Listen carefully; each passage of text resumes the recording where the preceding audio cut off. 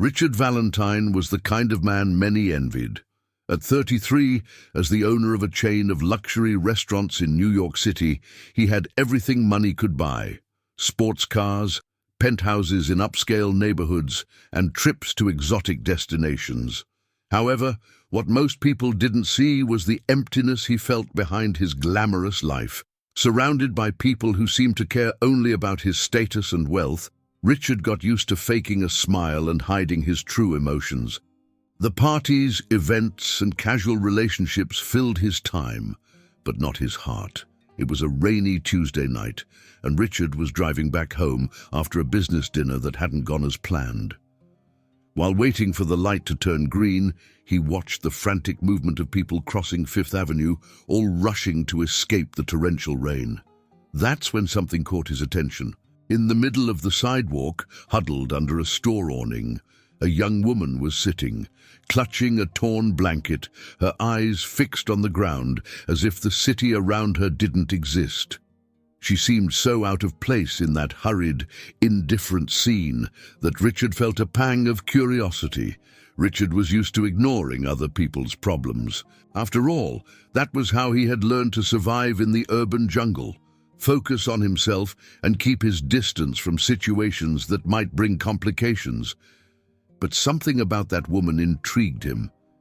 Maybe it was the expression on her face, a mix of exhaustion and resilience, or maybe it was the loneliness he saw reflected in his own eyes. Driven by an impulse he couldn't explain, he parked the car and walked toward her, ignoring the discomfort of the cold water soaking through his expensive suit. "Hey," he said, his voice wavering as he noticed she didn't even look up. "Are you okay?" The woman slowly raised her eyes, as if it took considerable effort to focus on him. She looked surprised, maybe even suspicious. But she nodded and went back to staring at the ground. Richard hesitated, unsure of what to do. He could just return to his car and move on, forget this moment and continue with his routine of superficial commitments, yet something stopped him from turning away. "Look," he tried again, trying to sound friendlier, "if you need help, I can take you somewhere, a warm place where you can rest a bit." This time, she lifted her head and looked him straight in the eyes. There was strength there, a kind of silent resistance. "Why do you care?" she asked, and Richard was caught off guard by the bluntness. It wasn't the reaction he expected, and for a moment he didn't know what to say. "I don't know," he finally replied, honestly. Maybe because no one should be alone like this, especially on a night like this. After a long moment of silence, the woman sighed and murmured something almost inaudible. "All right," she said, her words heavy with exhaustion. "I'll accept." As they walked to the car, Richard knew that this decision, as simple as it seemed, would change something in his life. He helped the young woman into the car, and during the drive to one of his restaurants, where she could warm up and have something to eat, he tried to break the heavy silence between them. "What's your name?" he asked, his eyes quickly shifting between the road and the woman beside him. "Lila," she answered flatly. "And yours?" "Richard," he said, a shy smile forming at the corner of his lips. "So, Lila, what happened that you ended up in this situation?" He immediately regretted the question. It felt intrusive, and he feared she would shut down again.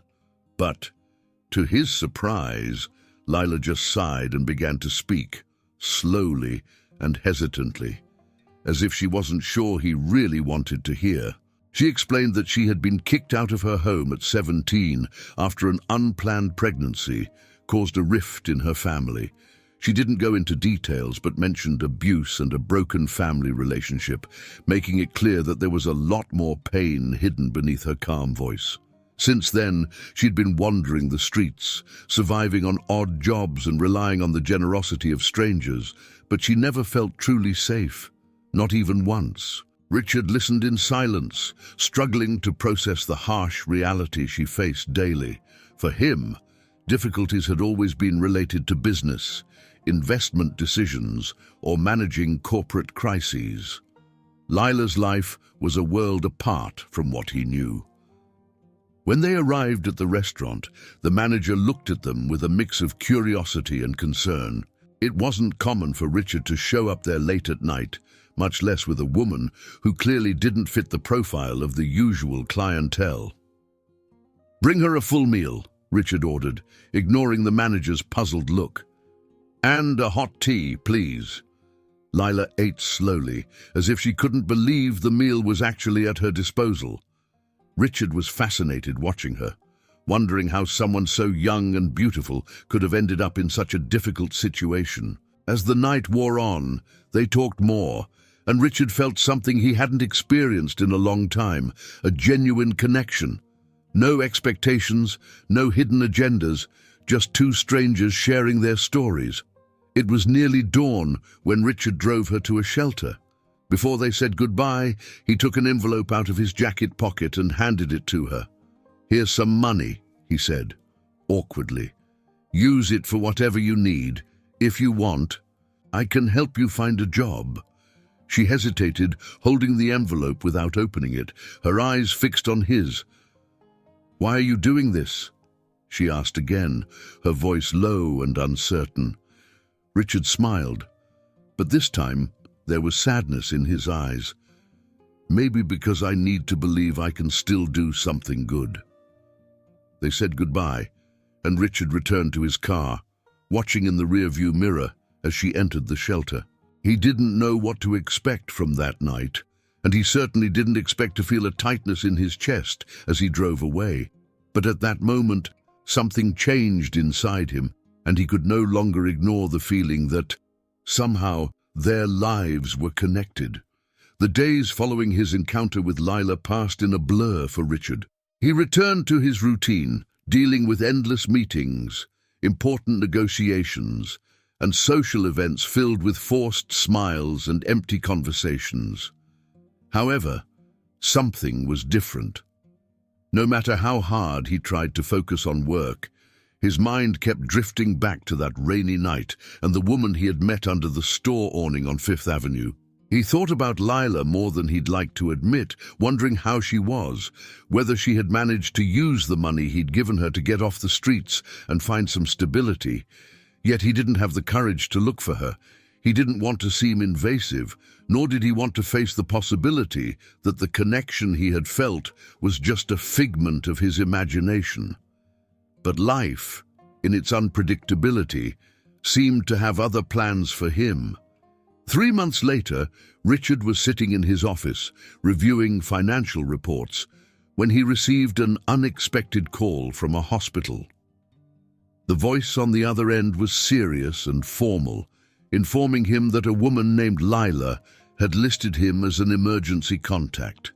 "Is she okay?" was the first thing he asked, his heart racing. The response was quick and pragmatic.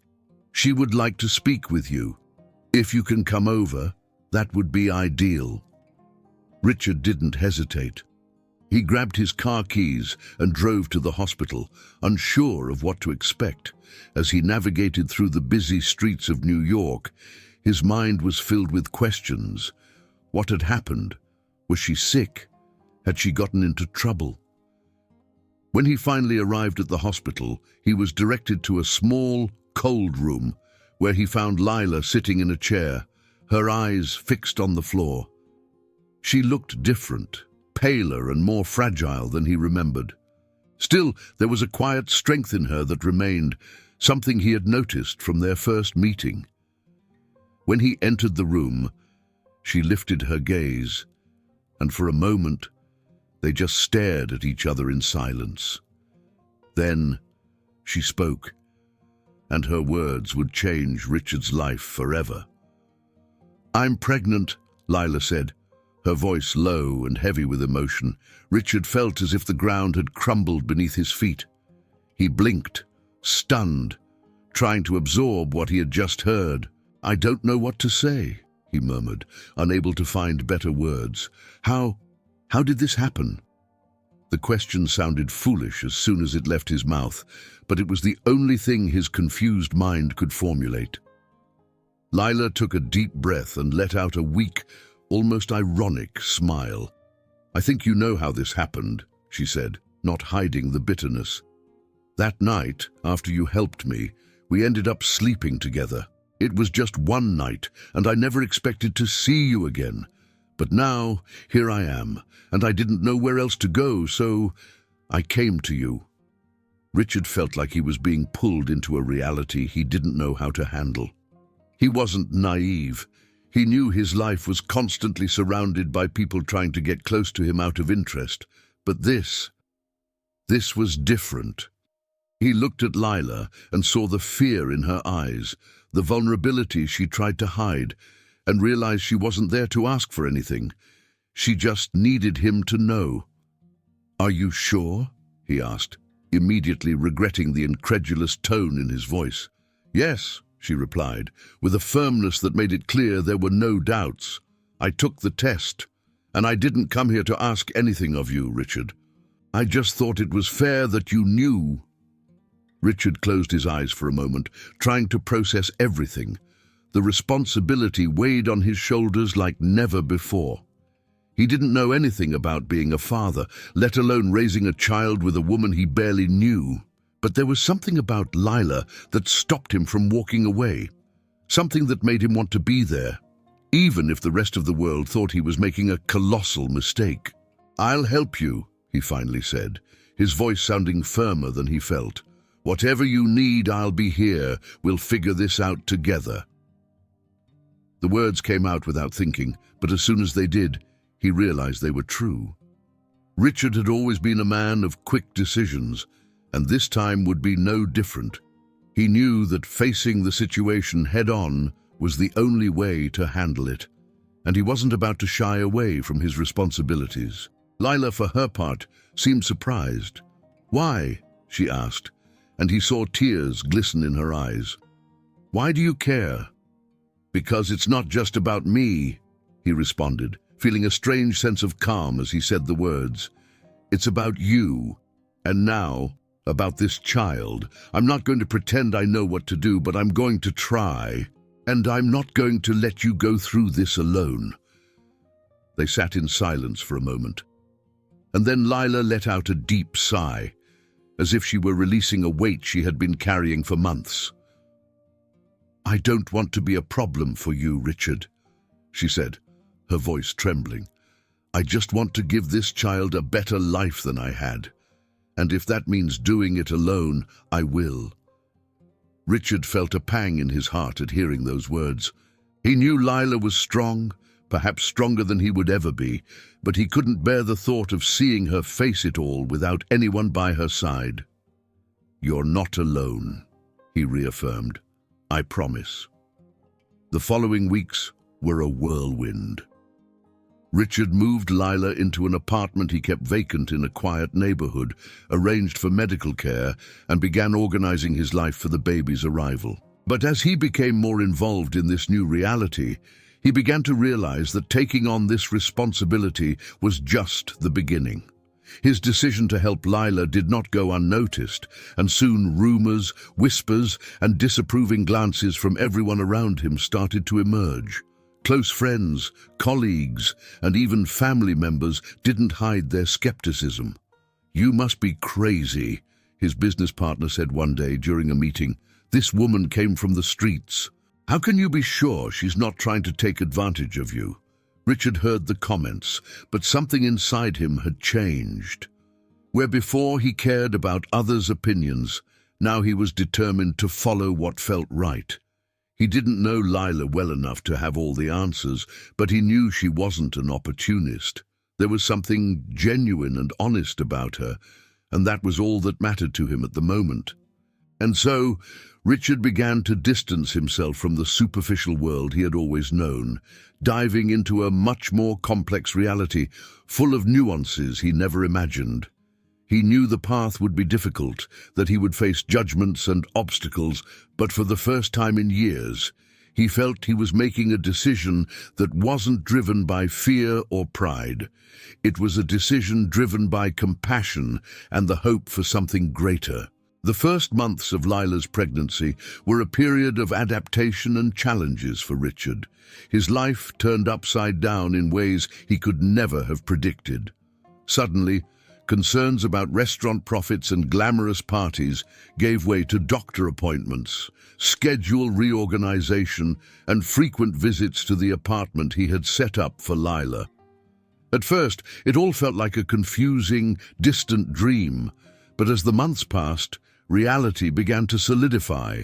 Lila's belly grew, and with it grew the feeling that a new chapter was beginning for both of them. Richard found himself increasingly involved in Lila's routine. With each ultrasound appointment, he felt more connected to the small life taking shape. Seeing the baby's heartbeat for the first time was a moment he would never forget. He remembered being speechless, overwhelmed by an emotion he couldn't explain. It was as if, for a brief moment, all the outside worries and criticism had disappeared, leaving only hope and love. But not everything was simple. Living with Lila brought out challenges Richard hadn't anticipated. They came from completely different worlds. While he was used to having everything at his fingertips, she was independent and resilient, someone who had learned to survive on her own and hesitated to accept help. There were days when Lila closed herself off, struggling to maintain control over a life that now seemed to slip away. Richard saw her internal battle and tried, as best as he could, to be a silent support, respecting her space while showing that he was there for whatever she needed. "We don't need this," she said one time, after Richard insisted on buying new furniture for the apartment. "I've managed for so long with the bare minimum. I don't see why everything has to be different now." "Because it's not just you anymore," he replied, keeping his voice calm. "I know you're strong, Lila. I know you've survived a lot, but I want you to have comfort, to feel safe. I'm not trying to change who you are. I just want to do what's right." These small clashes were common, but at the same time, they revealed how both were trying to find a balance. Lila began to realize that Richard wasn't trying to control her life, but to be genuinely part of it. And little by little, she lowered her defenses, allowing herself to trust him, even if it was difficult for her to admit it. One of the most significant changes was when Richard suggested she return to school. "I know you dropped out when you were young," he said one day while they had coffee in the small apartment kitchen, "but I also know you're smart. If you want, we can figure out ways for you to finish your studies, maybe even take a course you like." Lila's initial reaction was disbelief. The idea of going back to school seemed impossible, like a luxury that didn't fit the life she was used to leading. "Do you really think I can fit into a classroom now, pregnant and with everything that's happened?" "I think you can do anything you want," he replied without hesitation. "And if it's something you want to do, I'll support you." Lila was silent, absorbing those words. She had never stopped to think of herself beyond daily survival, and the possibility of having a different future was both frightening and exciting. In the following days, she began to consider the idea of going back to school, and Richard stood by her throughout the process, helping her find a course she could start after the baby was born. Meanwhile, the pregnancy progressed, and Richard found himself facing more than just changes in his personal routine. The world around him seemed determined to test them. Richard knew that his decision to support Lila and the baby wasn't well received by many. In his social circle, he heard subtle insinuations and despicable comments that weren't directed at him directly, but carried a clear message of disapproval. Business meetings became more uncomfortable, and he noticed that his partners and colleagues were suspicious, as if expecting him to eventually snap back to reality and let this phase pass. "You're risking your reputation, Richard," said one of the investors at a dinner after a few glasses of wine. "People are talking. This thing with Lila, it doesn't seem right. What if she's just using you? Have you thought about that?" Richard had heard variations of this speech countless times, but for some reason, that night, it hit him differently. He wanted to defend Lila, to explain that she wasn't what everyone thought, but he knew that nothing he said would change those people's mindsets. So he chose to respond simply and directly. I know what I'm doing, and I'm fine with it.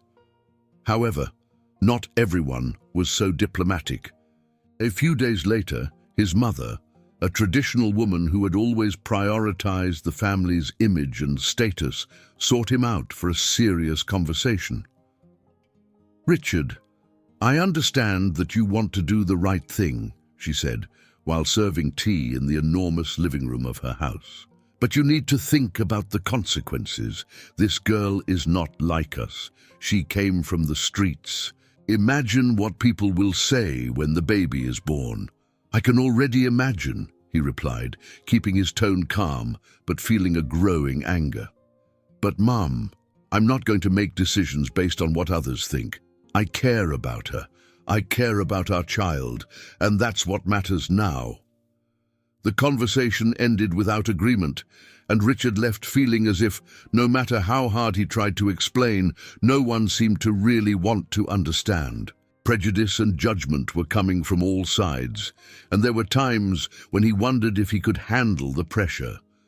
But then he would return to Lila's apartment, and everything would make sense again. He would see her belly growing, see the light in her eyes when they talked about the baby's future, and that gave him the strength to keep going. Lila, for her part, was not oblivious to what was happening. She noticed the looks, the whispers, and knew that many thought she was trying to take advantage of Richard. It hurt her deeply because, from the beginning, all she had ever wanted was a better life for herself and the baby.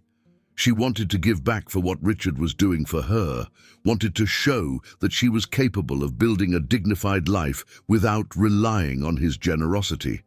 And that's why she decided to accept his offer to go back to school. Classes began a month before the baby was due, and Lila dove into her studies with a determination that even surprised herself. Richard stood by her every step of the way, helping organize schedules and encouraging her to keep going. She wasn't sure how she would do, or if she could keep up the pace after the baby was born, but she wanted to try. It was her way of showing that she was more than just the young pregnant woman Richard had found on the street. She wanted to prove, to him and to the world, that she was strong and capable of building a better future. Over time, Richard began to realize that Lila's presence in his life had not only changed his personal perspective, but also his approach to business. He became aware of how many of the people he interacted with daily were obsessed with success and image, and how he himself had gotten lost in that environment. Now, he found himself reflecting on decisions he made within his chain of restaurants, seeking ways to make his ventures more inclusive and accessible. It was during one of these reflections that he had an idea. One of his restaurants in downtown Manhattan had always been synonymous with exclusivity and luxury, but he began thinking of ways to use that space for something different. What if we held a charity event here, offering free meals to the homeless once a month, he suggested to his management team, not as a marketing campaign, but as a way to give something back to the community. The idea was met with hesitation, and many thought he was just trying to improve his image, but Richard didn't care. He knew what he wanted to do, and he knew that part of his motivation came from Lila. She had taught him to see people beyond appearances, to see the stories each one carried, and he wanted to use his influence to make a small difference. When he shared the idea with Lila, she was silent for a moment before smiling. "That's beautiful, Richard," she said, gently touching his hand. "Maybe you're finding what you've been looking for all this time." And it was true. He had spent so many years trying to fill the emptiness with parties, money and luxuries, but now, sitting next to Lila, waiting for their child to arrive, he felt he was finally finding something real, something that couldn't be bought, something that was built with patience, honesty, and love. Lila's pregnancy progressed, and with it, The relationship between her and Richard deepened in ways neither of them had expected. The days seemed shorter, filled with little tasks that gradually became part of a new routine. Richard had turned Lila's apartment into a cozy space, equipped with everything she might need, and now spent more time there than at his own home. He got involved in the preparations for the baby's arrival, from choosing the crib to planning for the birth. And Lila, though reluctant at first, began to open up to him in ways she never imagined. One afternoon, while they were organizing the baby's clothes in the small room they had turned into a nursery, Richard looked at Lila and felt a pang of admiration that took him by surprise. She was carefully folding a small onesie, and there was a soft smile on her lips, a smile he rarely saw. "You look happy," he commented, breaking the silence. "I think I am," she replied, without taking her eyes off the clothes. "It's still hard to believe all of this is happening, you know, but for the first time in a long time, I feel like things can get better." Those words touched Richard in a way he couldn't explain. He moved closer to her, feeling it was the right moment to share something he had been keeping inside. "Lila," he began, hesitantly, "I've been thinking, after the baby is born, have you considered where you want to be? I mean, have you thought about what you'd like to do from there?" Lila stopped folding the clothes and looked at him, surprised by the question. "I don't know, to be honest. For so long, my only concern was surviving the next day. Thinking about the future is strange." "I get that," he said, smiling to reassure her. "But I want you to know that whatever your plan is, I'm with you. If you want to go back to school, if you want to work, or if you just want to take care of the baby for a while, I'll support you. You don't have to decide now, but I want you to know that the options are open." The sincerity in Richard's words made Lila feel a wave of emotion. She had never had so many choices before. For years, her decisions were guided by necessity and survival, never by desire or opportunity. And now, there she was, with a man who, despite all the prejudice and challenges, was by her side, offering her a different future. But as their connection grew stronger, the outside world seemed determined to test them. Richard knew his decision to support Lila and the baby wasn't well received by many. In his social circle, he heard subtle insinuations and nasty comments that weren't directed at him directly, but carried a clear message of disapproval. Business meetings became more uncomfortable, and he noticed his partners and colleagues were suspicious, as if expecting him to come to his senses and let this phase pass. "You're risking your reputation, Richard," said one of the investors at a dinner after a few glasses of wine. "People are talking. This thing with Lila, it doesn't seem right. What if she's just using you? Have you thought about that?" Richard had heard variations of this speech countless times, but for some reason, that night, it hit him differently. He wanted to defend Lila, to explain that she wasn't what everyone thought, but he knew that nothing he said would change those people's mindsets. So he chose to respond simply and directly. "I know what I'm doing, and I'm fine with it." However, not everyone was so diplomatic. A few days later, his mother, a traditional woman who had always prioritized the family's image and status, sought him out for a serious conversation. "Richard, I understand that you want to do the right thing," she said, while serving tea in the enormous living room of her house. "But you need to think about the consequences. This girl is not like us. She came from the streets. Imagine what people will say when the baby is born." "I can already imagine," he replied, keeping his tone calm, but feeling a growing anger. "But Mom, I'm not going to make decisions based on what others think. I care about her. I care about our child, and that's what matters now." The conversation ended without agreement, and Richard left feeling as if, no matter how hard he tried to explain, no one seemed to really want to understand. Prejudice and judgment were coming from all sides, and there were times when he wondered if he could handle the pressure. But then he would return to Lila's apartment, and everything would make sense again. He would see her belly growing, see the light in her eyes when they talked about the baby's future, and that gave him the strength to keep going. Lila, for her part, was not oblivious to what was happening. She noticed the looks, the whispers, and knew that many thought she was trying to take advantage of Richard.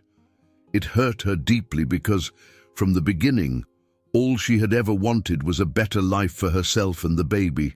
She wanted to give back for what Richard was doing for her, wanted to show that she was capable of building a dignified life without relying on his generosity.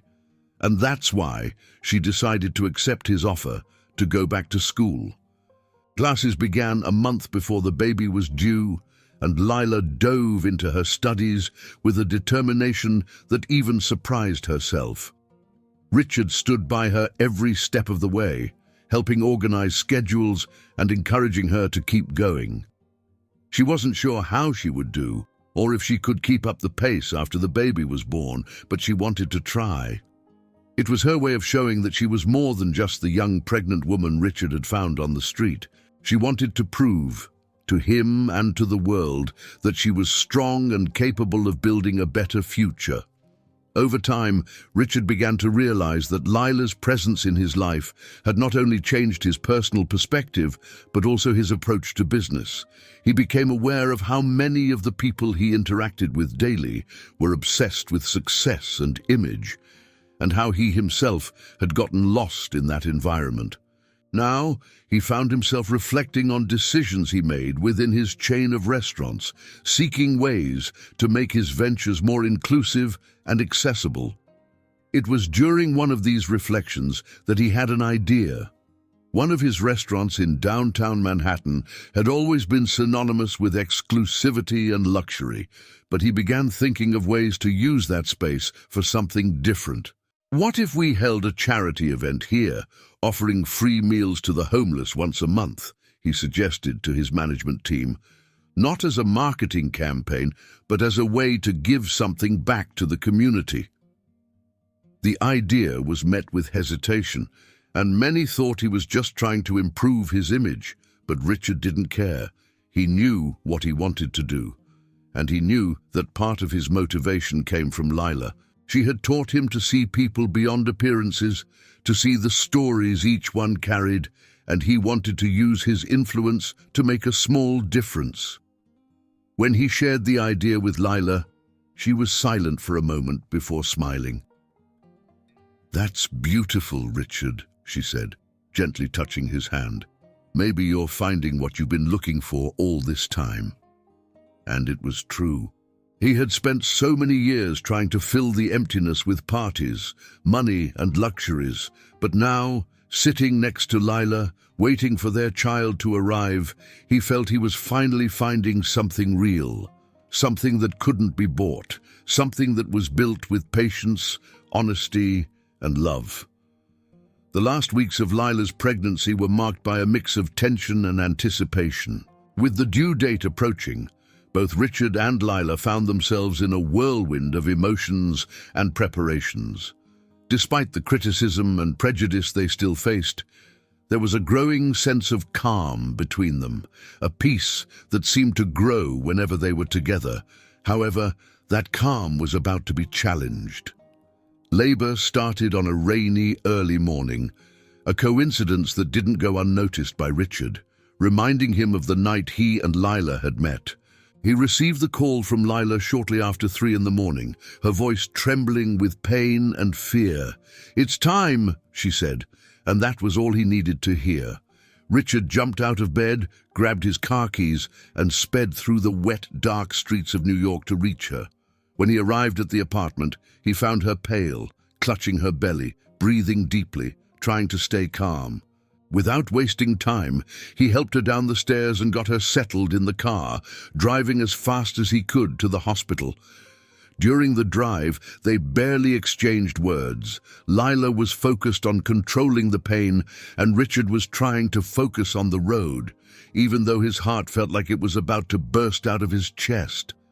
He had never felt so helpless in his life.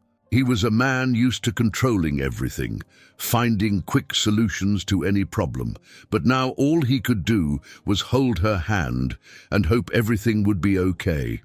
When they arrived at the hospital, they were immediately taken to the maternity ward, and Richard spent the next few hours in a waiting room, watching the frantic movement of nurses and doctors. He wanted to be by Lila's side, but the medical procedures required him to wait outside. Meanwhile, his mind was filled with memories of the past few months, all the moments of doubt and hope, all the silent conversations and the shy smiles they shared. He realized that, somehow, this child had become a symbol of everything he wanted for the future, a life that was real, not just a shiny facade. After what felt like endless hours, a doctor finally appeared, informing him that the baby was about to be born and that Richard could enter the room. He quickly walked in, feeling his legs tremble, and found Lila on the bed, sweating and panting, but with a fierce determination in her eyes. She smiled when she saw him, and at that moment, he knew that, no matter what happened, they were in this together. The birth was a moment of raw, intense emotion. When the baby's cry echoed through the room, Richard felt a lump in his throat, and tears filled his eyes. He had never cried out of joy before, but there he was, holding Lila's hand as they both looked at the newborn who was now a part of them. "It's a girl," said the nurse, handing the baby to Lila, who held her with all the care in the world. Lila's eyes were wet with tears, and Richard had never seen her so happy. He approached, gently caressing the baby's small face, and whispered, his voice choked, "Welcome to the world, my little one." They decided to name the girl Sophie. It was a name Lila had chosen, meaning wisdom, and Richard thought it was perfect. Sophie brought a light to their lives they hadn't even known they were looking for. In the days following the birth, Richard spent every possible moment with Lila and their daughter, marveling at the new routine that now filled their days. He had never felt so complete, and despite the exhaustion and sleepless nights, he wouldn't trade it for anything. But as Richard and Lila adjusted to their new lives as parents, the outside world didn't stop. The criticism and speculations continued, and now more than ever, Richard felt the need to protect his small family. He had set aside many responsibilities at work to devote himself to Lila and Sophie, and his partners began to pressure him to return to his usual routine. "You need to be responsible, Richard," they said in a meeting. "We understand that you want to take care of your daughter, but business can't wait." Richard knew they were right in a way. He had responsibilities to fulfill, contracts to close, and a company that depended on him. However, he also knew that he didn't want to fall back into the trap of a life that seemed perfect but was empty. "I'll find a balance," he replied firmly, refusing to be pressured, "but I won't sacrifice my family for it." This decision to prioritize Lila and Sophie didn't come without consequences. He had to restructure his schedule, renegotiate contracts, and even give up some shares in the company to partners who could take on part of the workload. For many, it seemed like Richard was making a mistake by giving up part of his empire, but he saw it as an investment in what truly mattered. However, the biggest storm was still to come. One day, as Richard was getting ready to leave Lila's apartment after a quiet morning, he received a call from his mother. "We need to talk," she said, and from the urgency in her voice, he knew something was wrong. The conversation took place at the Valentine family home, a place that had always symbolized tradition and stability for Richard. His mother was waiting for him in the living room with a stern and worried expression. "I've tried to understand, Richard," she began, her voice calm but loaded with a coldness he rarely heard. But now that the girl is born, you need to make a decision. This is becoming a problem for our family." Richard felt his heart tighten, knowing exactly where that conversation was going. "Mom, I've already made my decision. I'm going to take care of Lila and Sophie. That's not going to change." "You don't understand," she replied, a touch of desperation in her voice. "People are talking about you, about Lila, and now about this child. If you want to maintain your image and the family's legacy, you need to resolve this. We can arrange a settlement for her, something that will make her comfortable and ensure there's no scandal. But you can't keep getting involved with her." Richard was silent for a moment, feeling an anger grow inside him, something he had never felt so intensely. "Are you suggesting that I abandon my daughter? That I deal with Lila as if she's a problem for our reputation?" "I'm just thinking about what's best for everyone," his mother replied, trying to stay calm. "I know you're a good man, Richard, and that's why you need to think rationally. It's not just about what you want. It's about what's right for our family." It was at that moment that Richard realized something that would forever change the way he saw things. He had spent his entire life trying to live up to expectations, trying to maintain an image that pleased others. But now he had something that was just his, a family that didn't fit traditional standards, but was real and true. He couldn't and didn't want to abandon that, no matter what anyone thought. "I'm not going to give them up," he said, each word coming out with a certainty that surprised him. "Sophie is my daughter. Lila is her mother, and I care about both of them. If that's a problem for our family, then maybe I need to redefine what that word means." That conversation marked a definitive turning point for Richard. He left his parents' house feeling strangely relieved, as if he had finally freed himself from an invisible prison. He knew that his choice would have consequences, that he could lose support, and that life wouldn't be easy. But he also knew he was on the right path, and for the first time in years, he felt truly free to be who he wanted to be. Richard's decision to stand by Lila and Sophie quickly reverberated. The rumors spread even faster, and the comments in his social circle became more intense. Richard was no longer just a young, successful businessman. Now, he was seen as the man who lost his mind because of a woman with no known past, a girl from the streets. But he didn't care anymore.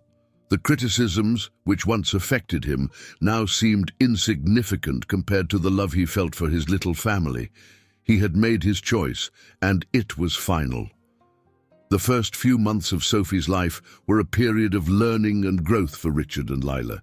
She woke up multiple times at night, cried, and demanded constant attention. But for them, every second spent caring for her was a gift. Richard learned to change diapers, make bottles, and soothe Sophie when she was fussy. Gradually, the businessman who was always in control got used to the chaos of a life that didn't follow precise schedules, and he loved it.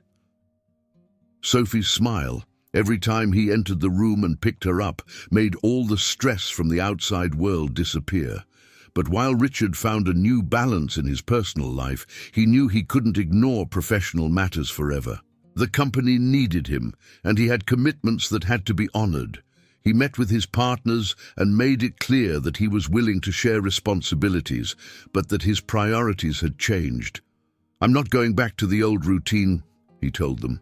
"I'll work, of course, but I'll do it in a way that allows me to be there for my daughter and for Lila." It was a proposal that took everyone by surprise, but Richard knew there was no other way. He wasn't asking for permission. He was communicating a decision, and to his surprise, after some tense conversations and negotiations, his partners agreed. There was no doubt that Richard was essential to the company's success, and even if they didn't understand his shift in priorities, they recognized it was better to adapt than risk losing him entirely. However, Richard knew the toughest battle wasn't in the business world. It was in his personal life, where he still faced prejudice and judgment, especially from his own family. After the conversation he had with his mother, he kept some distance, avoiding direct confrontations. He didn't want to cut ties, but wasn't willing to live a life of appearances just to please. The situation became especially tense when the family organized a dinner to celebrate his father's birthday, and Richard decided to bring Lila and Sophie with him. The reaction was immediate. As soon as they entered the imposing Valentine family home, curious and suspicious glances turned toward Lila, who was holding Sophie in her arms. Lila, for her part, was visibly nervous but kept her head held high, determined not to let the environment intimidate her. Richard stayed by their side the entire time, holding Lila's hand and making sure she knew she wasn't alone. The hours that followed were a test of endurance. Richard saw people he had known since childhood whisper and gossip, some forcing smiles when he approached to greet them. The tension heightened when his mother, with a controlled expression, approached them during dinner. "I'd like to talk to you for a moment," she said, looking directly at Richard and completely ignoring Lila. Richard knew it was an inevitable conversation, so he agreed and stepped aside with his mother to a more secluded part of the house. "Are you sure about this?" she asked, her voice low, as if trying to find a way to convince him to reconsider. "Is this the life you want? A scandal that will affect our reputation forever?" Richard took a deep breath, trying to stay calm. "This isn't a scandal, Mom. It's my life. It's my daughter. I know you think you're protecting me, but I don't need that. What I need is support, and what Lila and Sophie need is to be treated with respect. I just don't want you to regret it," she said, with a touch of sadness. "I always wanted the best for you." "I know," he replied, softening his tone. "And that's why I'm trying to do what's right. I would regret it if I abandoned the people I love for appearances. You taught me to be responsible, to be honest, and that's what I'm doing now." That conversation didn't solve all the problems, but it planted a seed of reflection. Richard's mother still had difficulty accepting her son's new reality, but for the first time, she began to see there was more to this story than superficial judgments. Richard returned to the dinner table and found Lila timidly talking with one of his cousins, who had been receptive. He smiled at Lila, feeling proud of her and hopeful that, with time, the barriers could be broken down. In the following months, Richard, Lila, and Sophie's lives continued to adjust. The routine with the baby began to stabilize, and Lila finally found the courage to resume her studies. She enrolled in a culinary course, something she had always been curious to learn, and Richard was moved to see how she blossomed as she explored a new side of herself. It was as if, for the first time in a long time, she could dream without fear of her dreams being stolen, and Richard's dreams changed too. He distanced himself from superficial social events and began to devote more time to projects that connected him with the community. His monthly charity event at the Central Restaurant became a success, not only for providing meals to those in need, but also for bringing Richard closer to stories he otherwise would never have known. On one of those occasions, he brought Lila and Sophie, and for the first time, she felt like she belonged in the world Richard had built. Not as an outsider, but as someone who had a place there. The couple still faced challenges.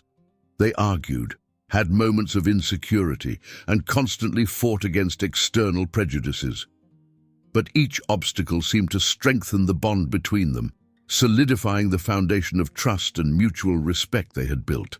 And most importantly, they had Sophie, who brought them together in a way that was impossible to explain. 2 years had passed since that rainy night when Richard found Lila on the sidewalk, and now their lives were very different. They moved to a small house in the countryside outside New York, a peaceful place where they could raise Sophie away from the chaos and constant criticism of the big city. The house was simple, but for Richard it was more luxurious than any penthouse he had ever owned. It was a place where he felt at peace, where he and Lila could be themselves and watch Sophie grow up with freedom and joy. One day, as they watched Sophie play in the yard, Lila turned to Richard and said something he would never forget. "I always thought my life was just about survival, that I'd never have anything more than that. But you gave me a chance to live, not just survive." Richard smiled, hugging her from behind and resting his chin on her shoulder. "You gave me something I never knew I needed," he whispered.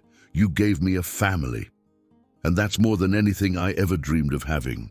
That scene in the countryside, with the sound of the wind in the trees and Sophie's laughter in the background, was the perfect definition of happiness for Richard. He had started this journey thinking he was helping someone, not realizing that, in fact, he was saving himself. Those who once laughed and mocked his choices were now distant, busy with their empty, pretentious lives, while he had found something they would never understand: true wealth. And it was simple, so simple he could hardly believe it. It was love, it was honesty, it was a home. Richard knew that the path to that point hadn't been easy, and that many more challenges could appear in the future. But he was ready. Together, he and Lila had overcome so many adversities that they now felt they could face anything. And with Sophie by their side, that little and precious light that brightened their lives, they moved forward, knowing that, despite everything, they had found something priceless: each other. If you liked this, consider subscribing to our channel and supporting us through the thank you button. See you next time.